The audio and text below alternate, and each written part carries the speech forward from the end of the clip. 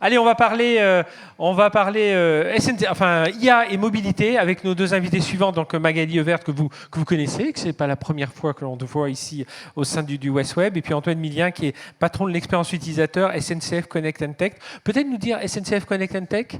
Donc on connaît le SNCF Connect pour voilà comment distribuer, mais dire quelle est cette partie technologique, c'est tous les développements qui sont autour de SNCF Connect justement, Antoine. Alors on a aussi côté SNCF Connect, mais effectivement, donc SNCF Connect and Tech, derrière le N-Tech, c'est plus de 200 applications ou services liés à la mobilité.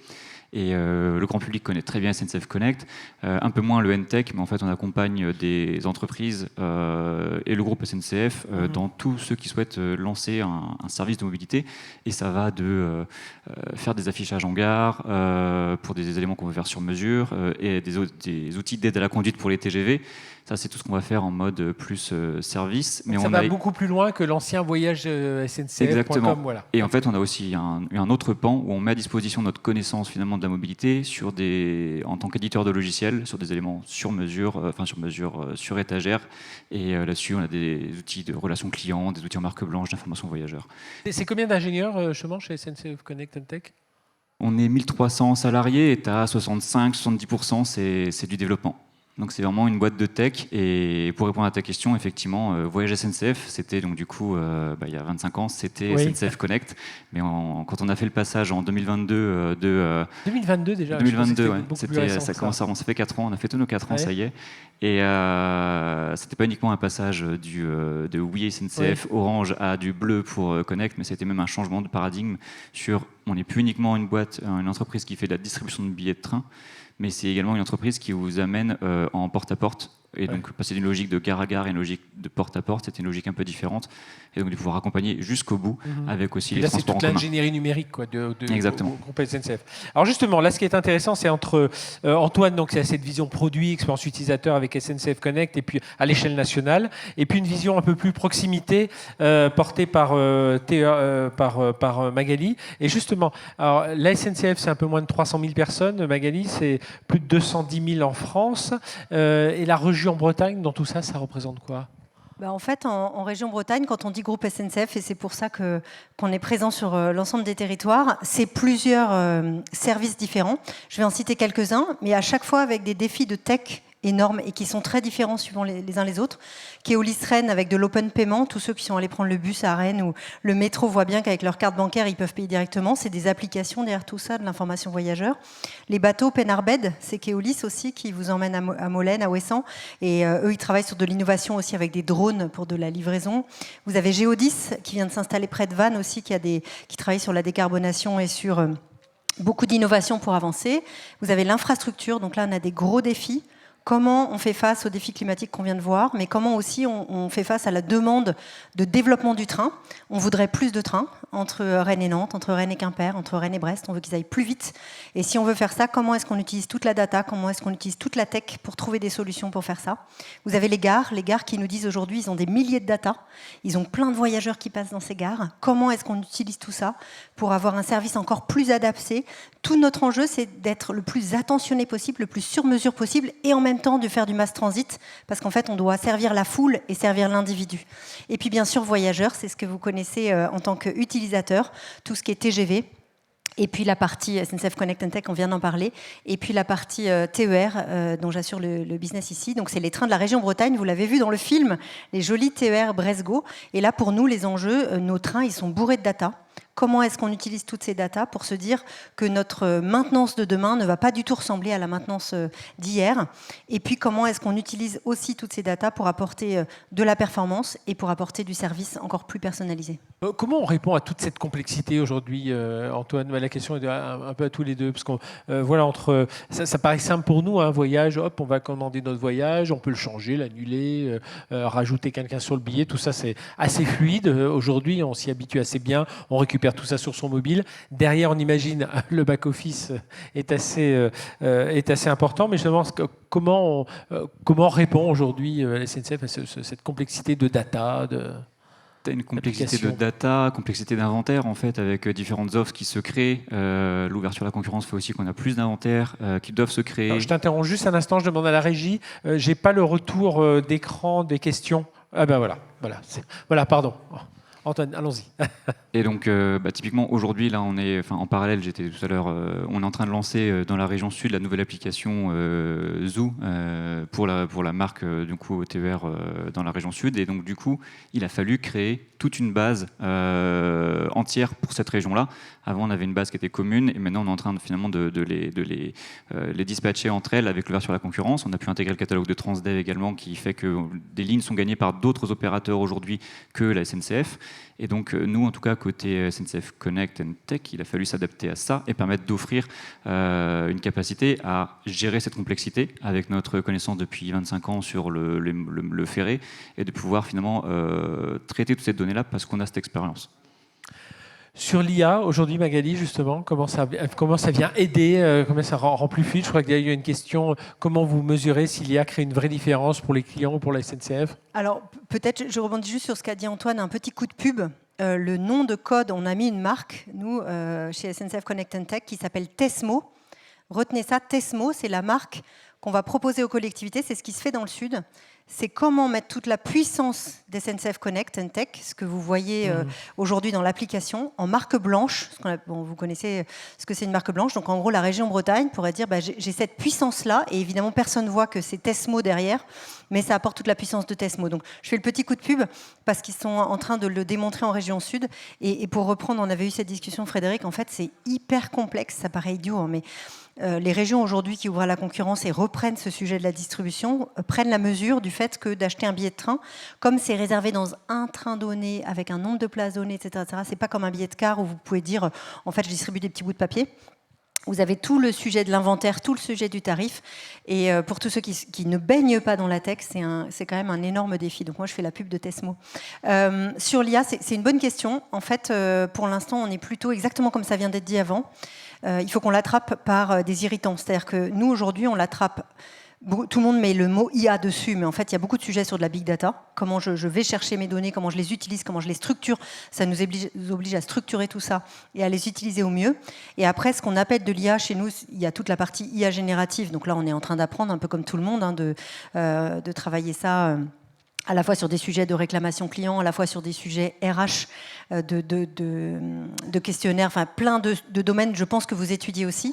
Et ensuite, il y a des sujets qu'on appelle IA qui, en fait, sont pas de l'IA générative, mais de comment est-ce que je vais aller optimiser des optimiseurs hyper puissants. Et donc, on utilise la puissance de l'IA sans que ce soit forcément de la générative.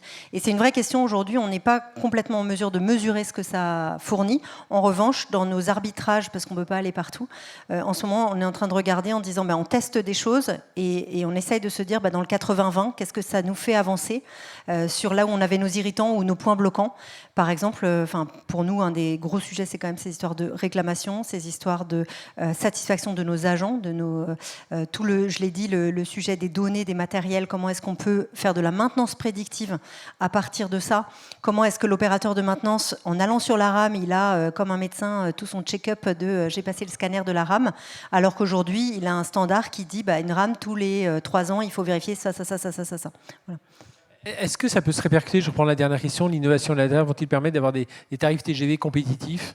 Bien est-ce que sûr, tout ça, il y en a déjà plein. Il y a plus de fluidité, il y a plus d'efficacité, mais est-ce qu'au final, pour nous, clients, qu'on soit entreprise ou qu'on soit particulier, on voit on va pouvoir avoir, on voit déjà des tarifs Peut-être juste un tout petit mot là-dessus. Il y a 2 choses dans cette question, en fait.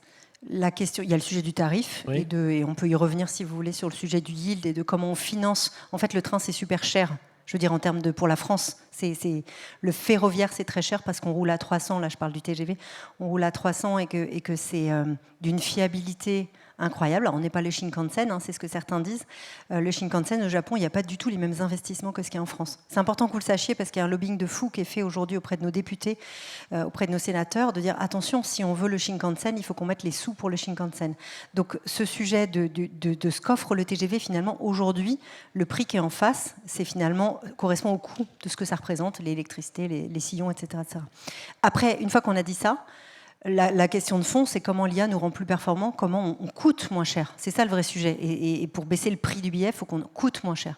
Et donc, c'est tous les enjeux dont j'ai parlé tout à l'heure sur la maintenance du réseau, sur la maintenance des rames, sur la façon de s'organiser. Donc c'est ça qu'on va chercher. Et je vous donne un exemple sur le TER Bresgo, donc on preste pour la région Bretagne.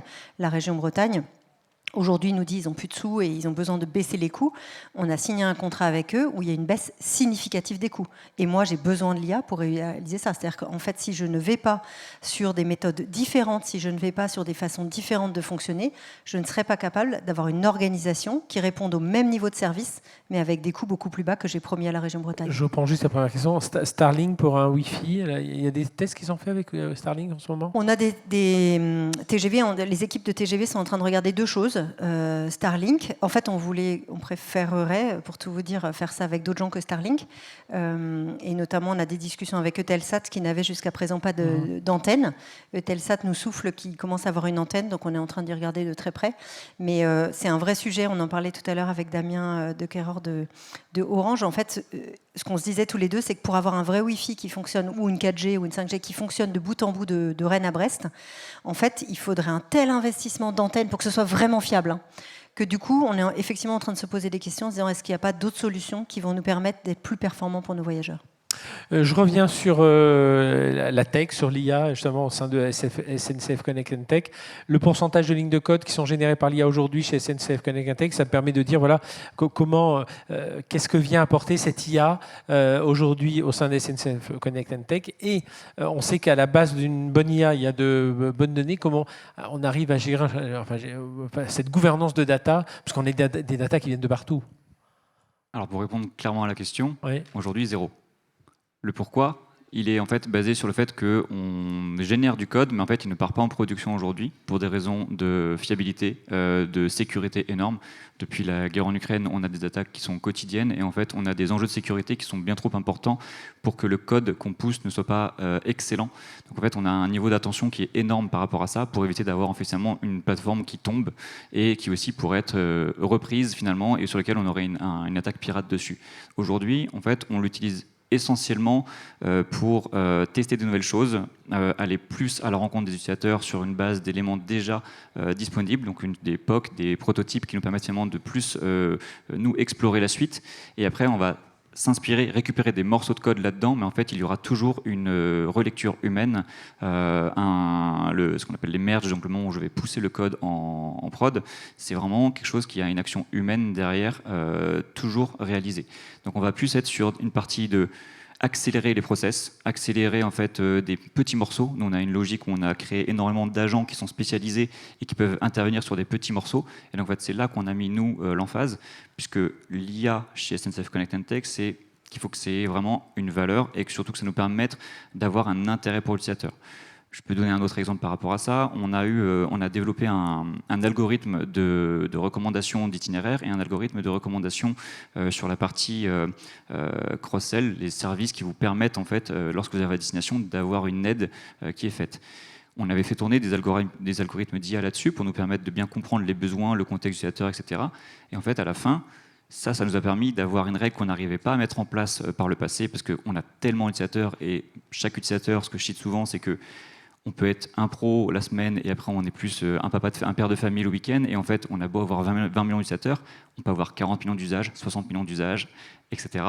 Et donc du coup, l'algorithme, ce qui nous a permis de faire ici, c'est de venir creuser l'ensemble de ces usages-là, de savoir en fait à quel moment il doit le proposer et aussi avoir des règles d'appétence pour qu'en fait on puisse faire des propositions qui soient les plus pertinentes possibles. Mais derrière, dans l'industrialisation qu'on a réalisée, c'est uniquement des règles qu'on pouvait avoir par le passé, A donc B, mais la règle était tellement complexe sur ces règles de gestion à mettre en place que du coup l'IA nous a permis de débunker cette partie-là pour après avoir une règle qui en plus, en prod, nous permettra d'avoir une logique d'éco-conception un peu plus importante que d'avoir un modèle IA qui tourne, en fait, qui n'aurait pas apporté une plus-value dantesque à l'utilisateur, et aussi des enjeux de performance et des enjeux économiques d'appel serveur qui font qu'en fait, c'était plus intéressant de le faire comme ça. Donc elle nous aide beaucoup dans la partie en amont, et aujourd'hui, on explore des choses. Moi, dans mes équipes, du coup, ils créent du code pour du front, mais pas sur des enjeux de sécurité et de back. Et il y a encore beaucoup de travail à faire sur la data ? Il y a encore du travail à faire. Après, moi, la chance que j'ai en étant dans une boîte qui a cette expérience et qui est structurée depuis tant de temps, parce que vraiment, c'est une boîte de tech qui a été créée par de la tech et donc qui a 25 ans d'expérience sur le sujet, on a réussi à bien créer cette base qui soit bien construite. Après, il y a toujours des améliorations, notamment quand je te parlais tout à l'heure de la partie les retours utilisateurs, les verbatim. On a également eu des choses qui nous permettent d'aider à mieux comprendre finement les besoins sur des quantités qu'on a de retours. SNCF Connect, on a 1 million de verbatim qui tombent sur les réseaux sociaux par an. Sur tous les autres produits qu'on peut avoir, je vous parlais tout à l'heure, il y a plus de 200 produits, on a également énormément de retours. Et en fait, encore une fois, l'IA ici nous a aidé à pouvoir traiter des croisements de données entre des données comportementales d'usage et des verbatim clients. Nous, on est encore plus du coup sur le terrain parce que les équipes de research qui travaillent en fait sur les besoins des utilisateurs passent plus de temps sur le terrain plutôt que de traiter des données, parce qu'on a des IA qui peuvent nous aider à venir traiter ces modèles-là. Et encore une fois, on a eu l'IA qui nous a aidés sur cette partie de data, mais aujourd'hui, on a même parfois fini par comprendre qu'une IA n'était pas toujours la solution. Et par exemple, sur les thématisations des enjeux en fait, qu'on va avoir, les thématiques récurrentes des utilisateurs, une base SQL qu'on pouvait avoir, pour ceux qui comprennent ce que c'est en tout cas, mais c'est des règles qui existent depuis 20-30 ans, et en fait parfois ça suffit. Et en fait c'est ça l'enjeu qu'on a nous, c'est aussi de structurer la donnée et d'utiliser l'IA au bon moment quand c'est réellement pertinent. Alors, on parlait de frugalité tout à l'heure. Voilà, exactement. On y est. Magali, il y a plusieurs services, hein, peut-être nous en citer 2-3. Alors on a parlé de Tesmo, mais il y en a une, c'est le train de fonction. Oui, alors c'est vraiment aussi une belle... Ça fait plusieurs... j'allais dire années, en tout cas, qu'on réfléchissait sur le train de fonction, de se dire comment est-ce que les entreprises viennent nous voir aujourd'hui et disent aidez-nous à ce que nos collaborateurs prennent le train, qu'ils prennent le train pour venir travailler et puis qu'ils puissent prendre le train au lieu d'avoir des voitures de fonction. Et il y a aussi des salariés qui vont voir leur entreprise et qui disent mais moi, plutôt qu'une voiture de fonction, aide-moi à voyager un peu plus vertueux. Et donc, ce train de fonction qui a été proposé par SNCF Connect, en fait, c'est vraiment tout bête. On parlait de simplicité, tu disais il faut de la simplicité. En fait, c'est hyper complexe d'être simple. Hein. Je pense que c'est le boulot de tout le monde ici. C'est comment est-ce qu'on amène de la simplicité, et pour ça, il faut être super, super fort. Je trouve que c'est ça qu'apporte SNCF Connect & Tech. Le train de fonction, c'est tout bête, c'est un système qui permet aux entreprises d'avoir un certain nombre de solutions et de services à proposer à leurs salariés pour se déplacer, et ça permet surtout d'agréger pas que le train, mais aussi la mobilité douce, un certain nombre d'autres choses. Peut-être pour dire quand même ce sujet de l'IA et du service qu'on veut apporter, nous, ce que nous dit la région Bretagne aussi quand on échange avec eux, on est beaucoup sur le sujet de la fracture numérique aussi. C'est-à-dire comment est-ce que tout ce qu'on fait en ce moment, on veut être au top du top sur ce qu'on propose en numérique, mais comment est-ce qu'on accompagne aussi ? Et aujourd'hui, notre enjeu à nous, et en tout cas c'est ça notre raison d'être, hein, de permettre au plus grand nombre de pouvoir éviter de prendre leur voiture et de pouvoir essayer de se déplacer en transport collectif, comment est-ce qu'on va travailler ça ? Et pour le travailler, ça a été dit, on a plein de sujets IA. On a aussi des sujets de ce qu'on va appeler du aller vers. Je vous donne 3 exemples. Le premier, c'est qu'en fait, quand on va questionner des gens qui habitent dans des villes qui ont des gares, ce qui n'est pas le cas partout en Bretagne, mais dans ces villes-là, les gens nous disent ce matin, j'étais avec une dame là, qui est peut-être dans la salle qui me dit « Ah, TER Brest-Go, ouais, c'est le truc pour les jeunes ». Ouais, aussi, mais c'est aussi le truc pour les salariés. Donc en fait, c'est intéressant parce que les gens nous disent « Ouais, il paraît qu'il y a un train qui passe dans ma ville, je sais, il y a une gare. D'ailleurs, je vais acheter mes journaux là-bas. Par contre, je me dis que peut-être le train s'écracera, c'est sans doute assez en retard, il y a peut-être même des grèves, et puis c'est peut-être hyper cher ». Et donc, en fait, on se rend compte que quand on bosse sur la connaissance de l'offre, et donc on a fait du boulot, c'est ce qu'on a appelé le aller vers, c'est aller présenter ça dans les entreprises, aller voir les collectivités, on va même sur des marchés parfois. L'idée, c'est de dire, venez essayer le train, et essayer, c'est l'adopter. Et en fait, on fait des offres d'essai d'1 semaine avec des personnes qui viennent voir qu'en Bretagne, la région Bretagne a acheté des trains tout neufs, et que donc, ils sont quand même plus propres, que quand même les trains sont les plus fiables de France, on fait le petit cocorico. Mais en fait, ce moment-là, c'est le moment où les gens se disent « Mais attends, tout le temps que je passe là sur la rocade, parce que j'arrive pas à rentrer dans Rennes, ou à rentrer dans Nantes, ou à rentrer dans Saint-Brieuc, ou je parle même pas de Lorient ». Donc comment est-ce que finalement ils se rendent compte que plutôt que d'aller en voiture, de prendre le train plus le métro, le tram à Brest pour tous les Brestois là qui n'ont plus d'excuses parce que maintenant avec le train et le tram, tous ceux qui habitent à l'extérieur de Brest peuvent aller jusque dans Brest. Donc ça c'est le premier, c'est le aller vers. Le deuxième, c'était les touristes. En fait, les touristes qui viennent en Bretagne, on a bossé avec une start-up qui s'appelle T-Win, avec dans l'idée de dire on va proposer des packages de séjour finalement, de dire vous voulez venir en Bretagne, venez en train, vous venez passer 2 nuits là, 3 nuits là. J'en profite pour dire Lorient Bretagne Tourisme, Bretagne Sud Tourisme. Enfin bref, ils ont fait un truc super. Ils proposent, si vous venez dormir 2 nuits sur place et que vous venez en train, vous avez des réducs sur plein de trucs dans le domaine de l'Orient. Tout ça, c'est des petites innovations qui permettent de faire bouger. Et le troisième chose, c'est ce qu'on fait aujourd'hui au Vieilles Charrues, par exemple, c'est comment on est au service de tous les événements du territoire pour venir les décarboner. Donc si vous allez au Vieilles Charrues, au camping tout à l'heure, là on a tout un stand TER Bresgo, on distribue même des petits sifflets repousse-relous pour les jeunes femmes et les jeunes hommes pour apprendre à travailler sur le fait de vivre en société, etc. En fait, c'est pas anodin quand on est présent au Vieilles Charrues, c'est pour éviter ce que j'ai entendu ce matin de « Ah bon, le train, c'est bien pour les autres et c'est pas pour moi », je fais exprès de caricaturer un peu. Mais l'idée, c'est vraiment de se dire comment est-ce que dans 20 ans, quand on va se retrouver ici et qu'on se dira, vous vous rappelez, en 2026, à l'époque, j'allais en voiture à la gare, c'est un truc de dingue. Comment on peut penser qu'un jour, je suis allée en voiture à la gare ? Parce qu'en fait, il y a un car Bresgo, parce qu'en fait, on a développé les navettes qui vont à la gare, etc., etc. Donc c'est un peu nos 3 actions pour décarboner les choses en Bretagne. Eh bien, merci. Alors, si vous voulez continuer parce qu'il y a plein de petites questions encore à rappeler entre Rennes et Nantes, moi je dirais même entre Rennes et Brest. Il y a Souveraine à la SNCF. Voilà, s'il y a d'autres questions, une crêpe avec Antoine et Magali. Et Frédéric, tu me permets juste, parce qu'il y a une grosse question sur les femmes. La réponse, elle est dans la salle. Moi, je pense que la réponse, elle est dans la salle. J'allais y venir. Parce que chacun d'entre nous, et c'est notre responsabilité, on a des cousines, des filles, des nièces qui disent « Ah non, moi, le numérique, ça a l'air compliqué, le numérique, puis c'est des maths, puis c'est des nerds un peu, t'as vu à quoi ils ressemblaient ? J'ai pas du tout envie de ressembler à ça. » Bah si, en fait. C'est hyper sexy, le numérique. Le numérique, c'est l'avenir. Il y a une super assoce qui s'appelle Femmes et Numérique. Si vous pouvez faire passer le message dans vos entourages, quand vous avez une jeune fille qui vient vous voir et qui vous dit « Oh, maths sup, tu crois vraiment ? Ah non, fais PCSI, hein, c'est vachement plus facile. Pour les filles, c'est plus facile. » On a dit ça à ma fille. Bah zut, quoi. Elle peut très bien faire MPSI comme les autres. Et elle peut faire du numérique. Et elle peut aller faire ça. Et elle peut s'éclater là-dedans. Donc, s'il vous plaît, soyez chacun, la réponse, elle est vraiment là. Soyez chacun des ambassadeurs. Allez dans les collèges, leur dire que c'est bien le numérique, que c'est super sexy, que c'est l'avenir et qu'elles feront une super carrière.